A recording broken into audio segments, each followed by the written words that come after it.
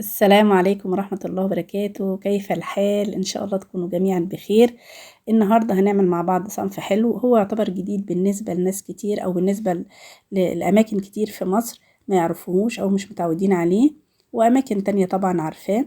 دي طبق أو صينية مكرونة بالسكر، مكرونة بالبشاميل بالسكر، أو مكرونة بالسكر في الفرن. بصراحة طبق جميل ولذيذ وجديد يعني بالنسبة لناس كتير زي ما اتفقنا. هنشوف احنا عملناه ازاي بالمقادير. انا دايما كنت متعلمة من والدتي الله يرحمها، لكن كنت بعمله بالويم، يعني ما كنتش بعمل بالمقادير خالص. فالنهارده اول مرة هجرب معاكم ان انا اعمل مقادير، وطالما طبعا هنزلها على القناة لازم اعملها بالمقادير علشان الناس اللي تحب تجربها، وهي طلبت مني. فقلت خلاص ايه انزلها بقى وانزلها بالمقادير ان شاء الله، وان شاء الله تعجبكم. بس زي ما احنا متعودين دايما نبدأ بسم الله الرحمن الرحيم، والصلاة والسلام على سيدنا محمد وعلى آله وصحبه وسلم تسليما كثيرا. معانا مكرونة فرن أو مكرونة بتاعتنا اللي بنعمل بيها المكرونة البشاميل الحادقة، ومعانا 2 لتر لبن، ومعانا كوباية سكر 300 جرام سكر، ومعانا كبشتين مادة دهنية أو كبشتين سمن يعني، ومعانا مكرونه قلم زي ما انتوا شفتوا كده. المكرونه دي انا بوريها لكم، بقربها من الكاميرا اهو، اللي هي في ناس بتسميها المكرونه المقصوصه المشطوفه، في ناس بتسميها مكرونه قلم، في ناس بتسميها مكرونه فرن. المهم هي المكرونه دي تحديدا يعني هي اللي هنستخدمها في الطبق ده، اللي هي بنعمل بيها المكرونه باللحمه المفرومه او بالفراخ. طبعا كالعاده طبيعي خالص هنحط ميه نغليها وهنسلق المكرونه، بس ما بنحطش المكرونه ما بنحطش في الميه ملح. هنسيب المكرونة بقى تتسلق ونيجي هنا نبتدي نعمل البشاميل مع بعض، بس المرة دي هيبقى بشاميل حلو.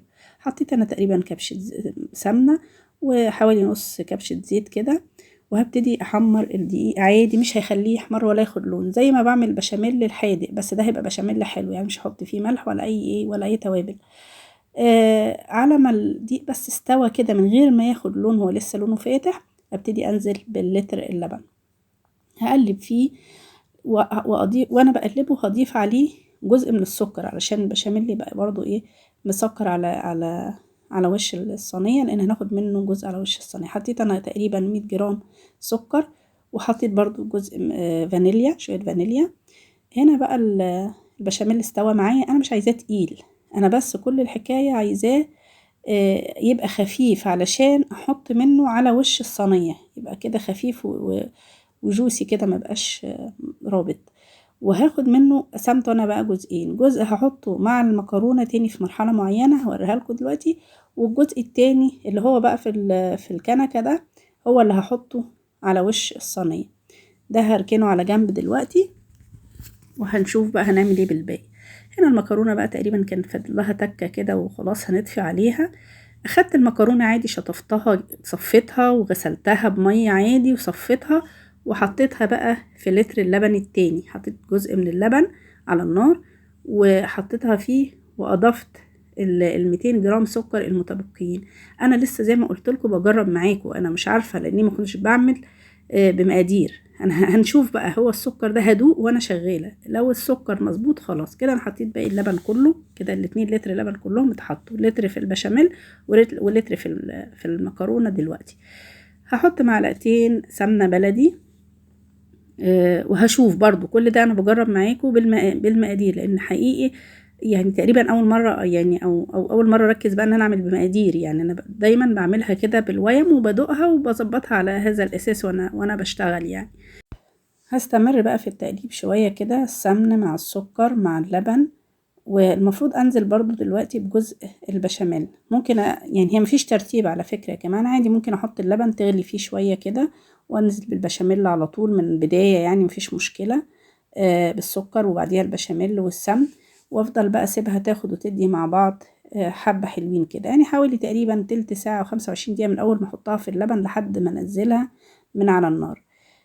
هفضل اقلبها بقى كده ايدي فيها طبعا، واراعي ان هي ما تلزقش لان هي ممكن تلزق زي الرز بلبن يعني. انا حسيت ان هي محتاجه سمن، حطيت كمان شويه سمن، يعني هي كده واخده تقريبا وهي على النار كده 3 معالق سمن، غير السمن اللي انا حطيته في البشاميل. ده كده حطيت الفانيليا. انا هنزل المقادير برضو في صندوق الوصف. هكتبه لكم في صندوق الوصف بالتفصيل يعني. كده انا حطيت الفانيليا. بعد ما احط الفانيليا بقى بحاجه بسيطه ابتدي اطفي. انا كده حطيتها في الصينيه، جبت صينيه دهنتها وحطيت فيها المكرونه، وبعد كده نزلت بالبشاميل اللي انا كنت حاطاه في الكنكه. انا كنت فاكره ان انا فاتحه الكاميرا الحقيقه في الوقت ده وانا بحط البشاميل، لكن واضح ان انا كنت ناسيه وكنت قافلاها. هدخلها بقى على فرن في الوقت ده الفرن يكون ساخن قبلها، يعني يكون فرن حامي جدا شغال من فوق وتحت، واحطها على 200 درجة، 200 او 250. انا مش محتاجاها تستوي، انا محتاجاها بس كل حاجة مستوية تاخد بس لون جميل كده واطلعها. بس برضو هتاخد لها حبة حلوين، يعني حوالي نص ساعة يمكن او حسب فرنك. وده بقى كان شكلها بعد ما طلعت من الفرن. بتبقى بصراحة جميلة جدا ولذيذة، وطبق جديد تضيفيه لقائمة حلوياتك. الحقيقة في كم ملحوظة كده عايزة أقولهم. أولا المكرونة، كيس المكرونة ده كان 500 جرام. أنا بفضل إن صينية المكرونة، وهي الأفضل يعني إن هي تتعمل ما تبقاش سميكة جدا، يعني تبقى كل ما تبقى مش سميكة قوي أو مالية الصينية كل ما يكون أفضل. يعني هتشوفوا سمكها دلوقتي لما أقطعها، السمك ده هيبقى كويس. كمية السكر والسمن دي مسألة نسبية، يعني في ناس ما تحبش مثلا الدسامة قوي في الأكل، في ناس ما تحبش السكر قوي، في ناس تحبه زيادة شوية، على حسب. لكن اللي أنا حطيته، السمن اللي أنا حطيته بالنسبة لمقدار المكرونة ده مظبوط الحقيقة. والسمن والسكر اللي أنا يعني السمن مظبوط للمقدار ده، والسكر أنا زودت شوية الحقيقة. يعني أنا حطيت مش 300 جرام بس، أنا زودت. يعني هي لو 300 جرام للي ما بيحبش الحاجة مسكرة او معقولة، يعني يبقى 300 جرام. اللي بيحب يعني الاكل مظبوط او السكر حلو ومظبوط يعني يبقى من 350 ل 400 جرام. فدي مسألة بقى، اللي حابب يزود عن 300 جرام يزود، اللي حابب يقلل عن 300 جرام يقلل. لكن بالظبط زي شرب الشاي والقهوة، في ناس بتشربه مظبوط، في ناس لا سكر زيادة، فدي حسب الرغبة. لكن لو عايزين تجربوها أول مرة فجربوها زي ما أنا عملتها ب 350 جرام سكر أو 400. يعني أنا حطيت 400 الحقيقة، بس أنا شايفها من 350 ل 400 كويس جدا. تمام. ده سمكها، يعني لما يبقى السمك ده كده كويس قوي، أعلى من كده بلاش، يعني هي بتبقى حلوة بقى كده. الحقيقة احنا ما كناش الأول بنعملها ببشاميل، يعني والدتي كانت بتعملها عادي، كان الفرن عالي وبيساعد فبتطلع على طول وبتطلع بخيرها ووشها نادي كده وجميل. لكن فران الغاز والكهرباء لما بتكون ضعيفة بتخلي الوش ينشف وتبقى المكرونة طالعة صوابع كده ناشفة، ويعني جربنا نعملها بالبشاميل لقيناها حلوة جدا. وفي ناس بتعملها بالنشا، صحيح أنا ما جربتهاش بالنشا. لو اللبن بلدي طبعا يكون أفضل، طبعا جميل جدا. ان شاء الله كنت ذكرت كل الملاحظات اللي انا يعني محتاجة اقولها ان شاء الله. انا هنا بقى قطعتها وكنت بدوقها، صراحة طعمها جميل واحنا بنحبها يعني. فانا حابة ان انتوا تجربوها، اتمنى تجربوها وتقولوا رأيكم في الكومنتات، بيساعدني قوي لما اشوف رأيكم في الكومنتات. ولو حابين نعمل اي حاجة مع بعض على القناة قولولي برضو، لو حد حابب يعني حاجة معينة، ولو في ثقافات لأكلات معينة برضو قولولنا. يعني لو في مدن فيها أكلات معينة أو دول فيها أكلات معينة، إيه الأكلات الشهيرة عندهم يقولولنا عليها، ويقولولنا بيعملوها إزاي، وممكن برضو ننفذها على القناة. إن شاء الله الفيديو يكون عجبكم. دي كانت وصفتنا النهاردة.